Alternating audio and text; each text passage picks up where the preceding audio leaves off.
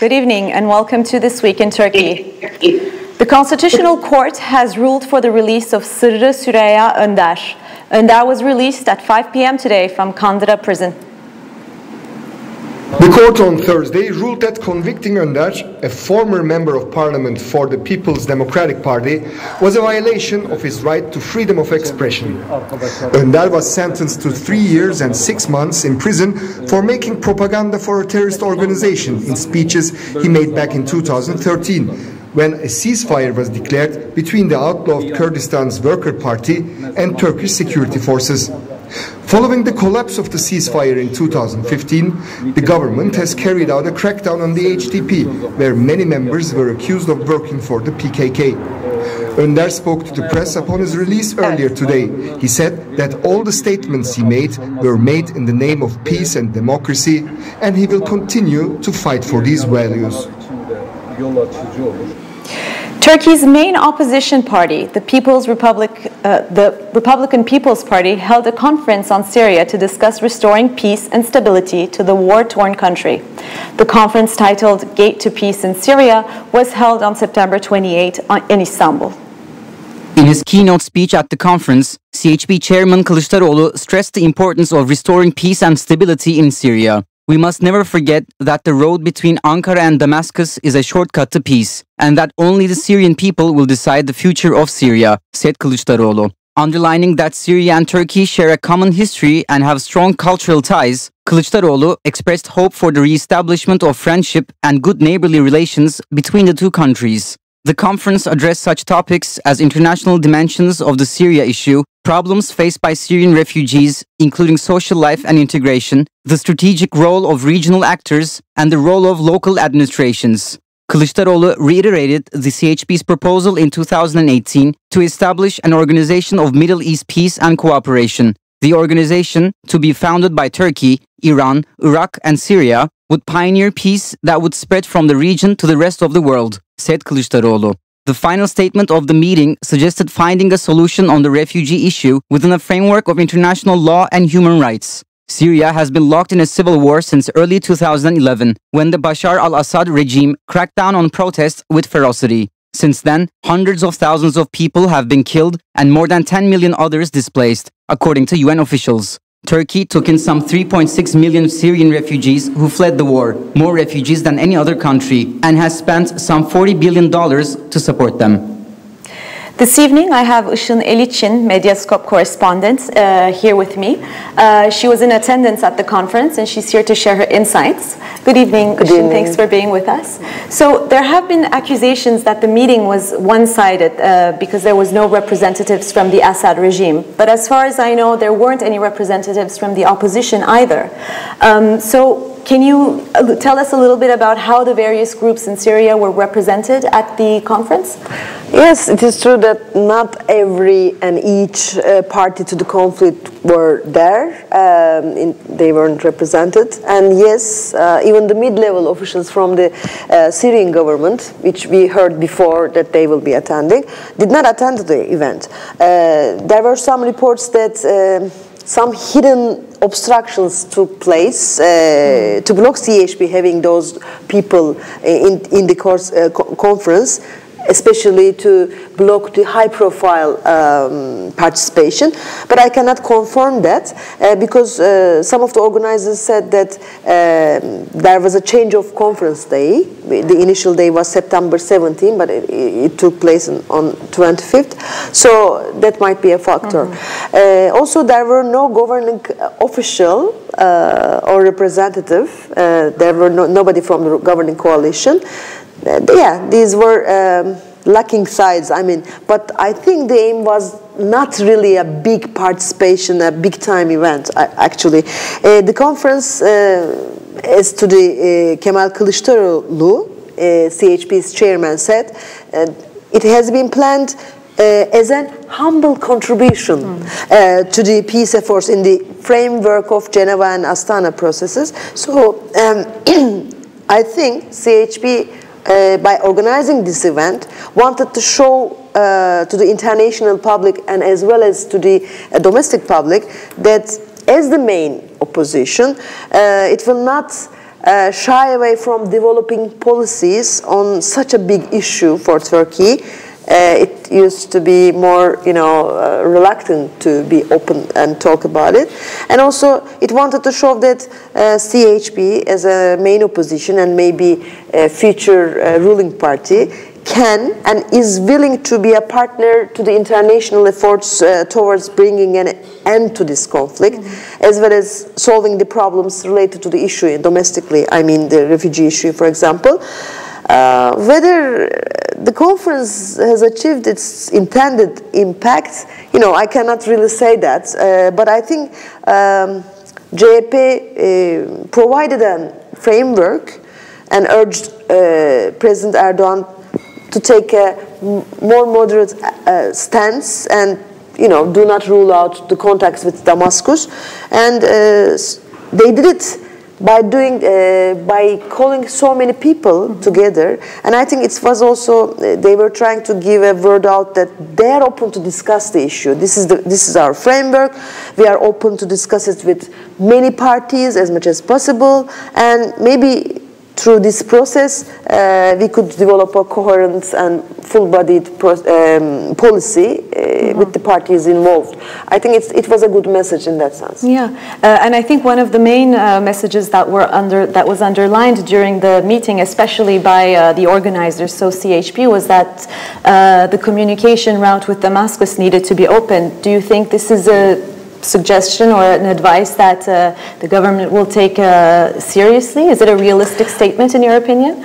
I don't think the government would like to look taking it seriously. I mean, so they wouldn't be doing it openly. But I think I cannot say it is unrealistic. I cannot say that. For example, while checking for this program, I just found out that 2 years ago, the then Deputy Prime Minister Mehmet Şimşek, in a speech at the World Economic Forum, said that at that time, Turkey can no longer insist on a settlement without Assad. I'm quoting it. So, and he said it's not realistic anymore. So Turkey can change its position, and there are signs that it has to do so, and it is getting to that because Moscow, Russia, has now the upper hand to say in many things, and Turkey is part of the Astana process, the Geneva process, which requires Turkey in somehow get in touch with the Assad. And I think Russia is also pushing Turkey to that direction. To that direction. Okay. Işın, thank you very much for your insights on the conference. Now for our next news video. During the opening ceremony of Istanbul's National Defense University on October 2nd, Defense Minister Hulusi Akar made a statement regarding the Turkish government's stance on setting up a safe zone in northern Syria. He asserted that Turkey would single-handedly take the reins should there be any delay or stalling in the process. We made our preparations. When necessary, we can take matters into our own hands, Hulusi Akar said regarding the potential delay in the setting up of a safe zone in northern Syria. Our ultimate goal is to end the terrorist PKK, PYD, YPG presence in northern Syria, to establish a peace corridor, and to ensure that our Syrian brothers and sisters in our country return home. Turkish and US military officials agreed on August 7 to set up a safe zone in northern Syria and develop a peace corridor to facilitate the movement of displaced Syrians who want to return to their homeland. Turkish officials have said the US is not doing enough to establish the zone, which could house some 2 to 3 million Syrians who fled the Syrian civil war since 2011. They asserted that unless the required is done in a timely manner, Turkey will single-handedly take the reins.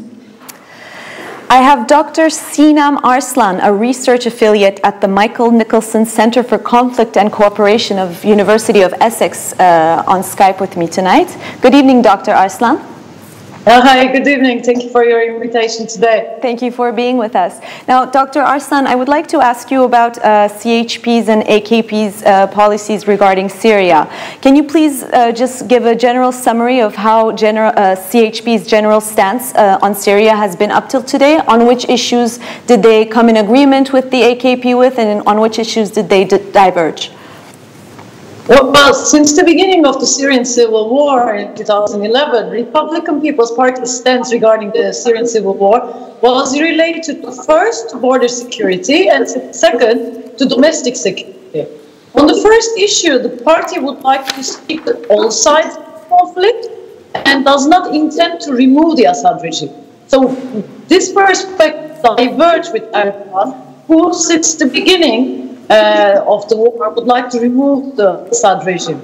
However, on the domestic security issue, both sides have a statist approach and see the PYD as a terrorism issue.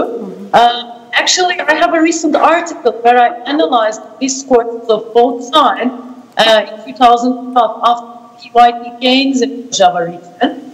And I see that actually, for instance, the Republican People's Party spokesperson, Halil Koç, was calling the parliament for an emergency meeting.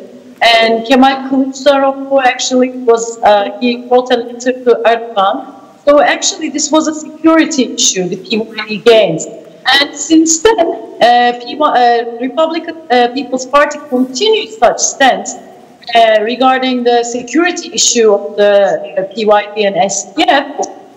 I mean, I believe that it's due to reason. The first one, eventually, Republican People's Party is a statist party that have also Turkish nationalist elements. The second one, I believe, CHP is actually accused of terrorism by the AKP media. So I believe they would like to play safe. Why they believe they might actually win the elections. Mm-hmm. So why do you think the CHP has decided to take upon itself to organize this meeting at this point? Well, this point is on the 9th year of Syrian civil war, and actually I think that's a good step to take. It's a little bit late, but it's still a good one. But I believe there are two reasons for this conference. The first one, as you know, AKP's Syria policy is highly contested one. So a Republican People's Party would like to offer an alternative and would like to show that it has a saying in this foreign policy issue. The second one is that, you know, the recent election results, now Republican People's Party sees itself as the winner, and it would like to take initiative as it feels more powerful to do so. Right, so in that context, what do you think about the recommendations that were included on the report coming out of the conference? Well, actually, first of all, let me explain that, I mean, even if it's framed as a peace conference, I mean, as a peace studies scholars, I absolutely think that this is a security conference rather than a peace conference in Syria. There are two reasons for that. First of all, if you look at who was invited to this conference, I don't see any name who's actually a peace scholar, despite the fact that we actually have very good peace scholars in Turkey, very well-known names, and they weren't invited. That's very surprising in a peace conference. And the second one is, when we look at the panel titles, we see that the international dynamics, we see refugees and the integration of refugees. I mean, one might think that actually the integration of refugees is actually a humanitarian issue, but on the other hand, I think this is also related to security because, I mean, since there is a huge number of refugees in Turkey, it's very likely that it can turn into an intercommunal war in the future, because you see that nationalistic sentiment is actually increasing. So I believe this is, for these two reasons, it was a security conference. Well, when we look at the recommendation, of course they're important. What they recommend is like the Turkish Republic has to make a dialogue process with the Syrian regime, and then it has to seize the policies that actually produce, that actually results with refugees, and the Turkish government shouldn't actually, support the jihadist groups. And Turkey should have an independent Syria policies, and Turkey should follow the international norms. These are eventually very important recommendations.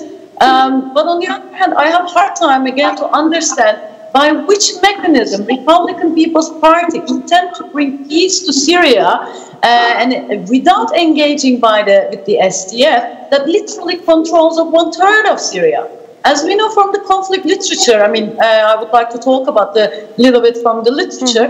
We know that unless all actors are actually invited to peace conference, all actors and their supporters, because that's also very important, they're invited in the conference, then we can only talk about a partial peace. We cannot talk about comprehensive peace, which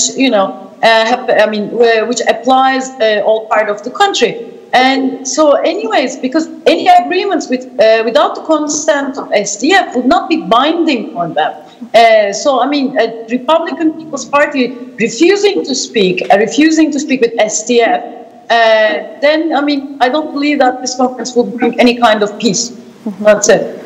Well, speaking of engaging with the actors within the conflict, Kılıçdaroğlu constantly underlined the legitimacy of the war against terror that Turkey was undertaking in Syria, and by this he meant the Kurds.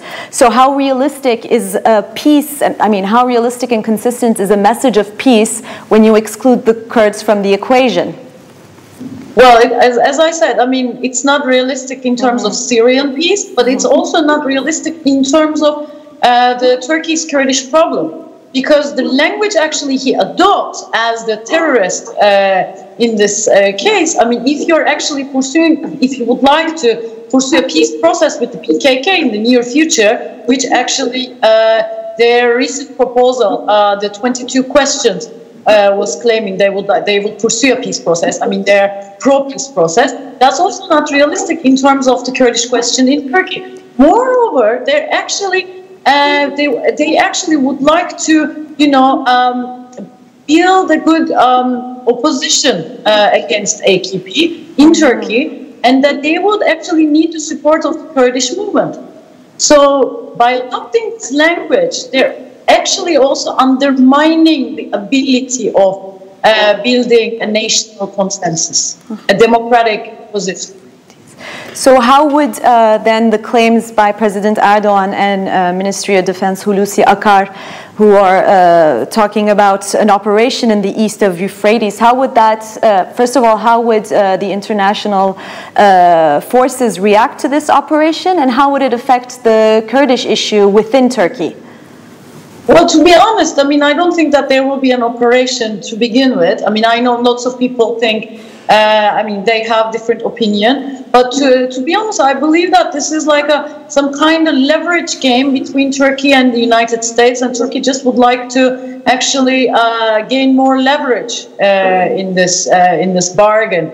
But I mean, I don't think that despite U.S. clear stance against Turkey SDF fight, I don't believe that Turkey will be able to actually go to the east of Euphrates. That's one thing. But just in case, if they would like to go into that kind of adventure, that would have eventually international and domestic repercussions. First of all, it will alienate United States, and it may also alienate Syrian regime. I don't know. It might be. But on the other hand, I would like to talk more about the domestic politics side, because when we look at the insurgency in Turkey, PKK, from the conflict resolution literature, I mean, when we are talking about the intensification of war, we say that the rebel groups need two things. One is the willingness, and the other one is capabilities. So if they go on to the east of Euphrates, then first of all, they're going to give the rebel group the willingness to actually intensify the war. And second of all, in terms of capability, if they alienate their own neighbor, so I mean, this could provide more capability to PKK in terms of resources, in terms of military and economic resources, I would say. And also, I would expect, from terrorism resolution literature, that if Turkey makes such a move, then PKK is very likely to actually carry the attacks on the western side of Turkey. So, I mean, I would see a huge intensification of war, and that would, I mean, none of us would like to see this happen. So do you believe that President Erdogan at this point will take a more moderate stance towards the Assad regime in the name of peace? Do you have any insights as to what you think he might do next? Well, to be honest, I mean, both of them actually are disturbed from the same same Kurdish groups. I mean, it might be. I mean, it's hard to say what would be next, but I mean, I cannot say it's impossible. And to be honest, we also see that the Assad regime just recently labeled the PYD as a terrorist organization. So I mean, everything is like this is an olive branch to Turkish. Okay. Well, thank you very much, Dr. Arslan, for your insights, and thank you for being with us on This Week in Turkey. Now for our next news video. A speech by President Recep Tayyip Erdoğan inaugurated the new legislative session of the Turkish Parliament's 27th term on October 1st. In this legislative year, priority will be given to reviewing justice and economy, as well as blockages in the new system. President and ruling Justice and Development Party Chair Recep Tayyip Erdoğan has spoken at the Grand National Assembly of Turkey plenary session on the occasion of the opening of the new legislative year of the Parliament's 27th term. He touched upon a series of issues ranging from situation in Syria to the relations with the International Monetary Fund and earthquake preparedness in Turkey. During the opening, the first judicial package, part of the judicial reform strategy unveiled on May 30, was presented to the President of the Parliament. From now on, we will present different packages to the Presidency of the Parliament within the framework of the judicial strategy document. Today, the first offer of 39 items is given. Ruling Justice and Development Party Group Deputy Chairman Mehmet Muş said. Further, former Minister of the AKP, Faruk Çelik, has called for the over 50% threshold in the presidential election to be lowered to 40%, stating that the 50+1 formula would fatigue Turkey. Erdoğan said Parliament could weigh this proposal. Turkey's next presidential election is scheduled to take place in 2023. On Monday, Treasury and Finance Minister Berat Albayrak announced the new economic program of the country for a 3-year period starting from 2020. The new economic program, which will be maintained under the theme Transformation Begins, aims to lower the inflation rate to below 5% for an ideal Turkish economy. The country's inflation targets are set as 8.5% next year, 6% in 2021, and 4.9% in 2022, Albayrak said. Under these targets, priority will continue to be given to the coordination of money and fiscal policies, Albayrak added, stating that the government will continue to back the central bank in its efforts against inflation. He also said the structural transformation steps increasing competitiveness and efficiency in the goods and services markets will be taken. Stressing the government's will to get rid of middle-income trap, Albayrak said Turkey aims a healthy and sustainable growth, rather than higher growth rates. The new program targets 5% annual growth rate for each of the next 3 years, he said. Albayrak said the growth will also generate around 1 million new jobs per year during the 2020 and 2022 period to reduce unemployment rate gradually. After closing 2019 with an unemployment rate of 12.9%, we aim to reduce the figure to 11.8% next year, 10.6% in 2021, and 9.8% in 2022, he said. Certain public agencies have ended their contracts with Hamidiye Water, a subsidiary of the Istanbul Metropolitan Municipality, since the elections of Ekrem İmamoğlu from the main opposition party CHP as municipal mayor. Since June 2019, when the Istanbul Metropolitan Municipality changed hands from the AKP to the CHP, many public agencies have terminated their contracts with Hamidiye Water. Turkish Airlines was the first to cancel its contract with Hamidiye Water, followed by Turkey's Culture and Tourism Ministry, Industry and Technology Ministry, National Palaces Administration, and state-run Vakıfbank. Tarık Balyalı, a member of the Istanbul City Council from the CHP, told RSFM Radio on Wednesday that Hamidiye Water was being subjected to a boycott from a number of public agencies simply because İmamoğlu, not the mayoral candidate of the ruling Justice and Development Party, was elected mayor. They bought from Hamidiye for years. As if they were hit by a magic wand following the election, they abandoned Hamidiye all at once. There is no other explanation, Balyalı said. The AKP and its predecessors had been ruling Istanbul for some 25 years until İmamoğlu's election on June 23. The 18th Film Ekimi Istanbul Film Screenings, organized by Istanbul Foundation for Culture and Arts, is taking place between October 4 and 13. Films which have made their premieres in acclaimed festivals around the world will be screened in this year's edition. Film ekimi Istanbul Film Screenings has once again put together a rich program in which films that have been premiered in acclaimed festivals, received awards, and garnered the interest of both critics and audiences have been included. The event will take place for 10 days in Istanbul from October 4 to 13, in Ankara from October 11 to 15, and in Izmir from October 18 to 22. This year's slogan is #SpoilerYeme, which invites audiences to watch the films in the program before anyone else. The slogan plays on the conflict with regards to spoilers among those who have seen a film and those who have not seen it yet. It was not a good week for Turkish football in Europe. The results include 2 draws and 1 loss for the 3 Turkish teams in the Europa League and a loss for Galatasaray in the Champions League. Beşiktaş lost 1-0 to England's Wolverhampton Wanderers in a UEFA Europa League match on Thursday. Wolves' French defender Willy Boly slotted the ball into Beşiktaş's net during injury time in the second half, giving the club the win in Istanbul. Having lost their 2 matches in the Europa League, Beşiktaş are now bottom of Group K. Başakşehir, another Turkish team in the Europa League, was unable to protect a 1-0 lead against Germany's Borussia Mönchengladbach and settled for a 1-1 draw. Başakşehir now are in 3rd spot with 1 point in their Group J. The 3rd Turkish team in the Europa League, Trabzonspor, drew against Swiss team Basel 2-2. Following this result, Trabzonspor, who have 1 point, are in 3rd in Group C. As for the Champions League's results, Galatasaray has lost 1-0 to Paris Saint-Germain, which resulted in the French club to go top of Group A. That's all from This Week in Turkey. Thank you for tuning in and see you next Friday at 9 p.m.